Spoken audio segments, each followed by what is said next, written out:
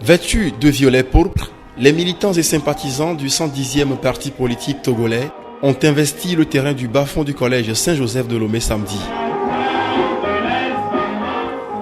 Prière d'ouverture, 1 minute de silence en mémoire de tous ceux qui sont tombés au nom de la démocratie, exécution de l'hymne national,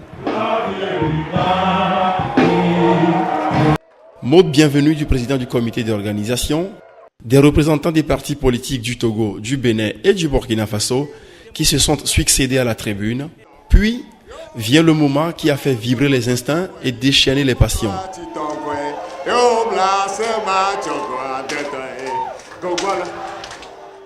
Et un homme averti, le patron du nouveau bébé politique a déjà conscience qu'il ne vient pas semer dans un champ défriché.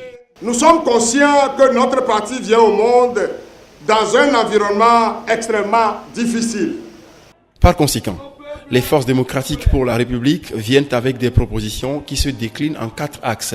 Le premier est de contribuer à l'effectivité de la forme républicaine de l'État togolais.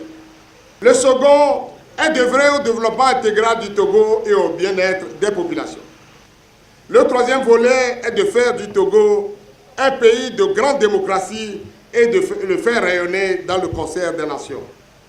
Le quatrième volet, enfin, est de susciter chez le concitoyen la fierté d'appartenir à la nation togolaise. Dans ce nouveau parti, on retrouve autour de Maître Paul Dodi Apevon des ténors du comité d'action pour le renouveau, comme l'éminent avocat Georges Gaounegbor, Étienne Passoki, Binafam Kohan, ex-patron de la communication du CAR, ou encore l'ancien vice-président du CAR, Urobossi Chakondo.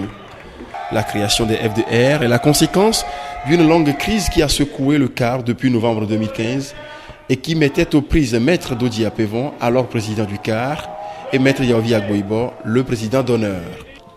En choisissant le violet, combinaison de plusieurs couleurs, Apevon se présente comme un homme de consensus qui entend rassembler les forces politiques et citoyennes autour d'un idéal commun, le Togo, qu'il faut protéger à tout prix par ce parapluie.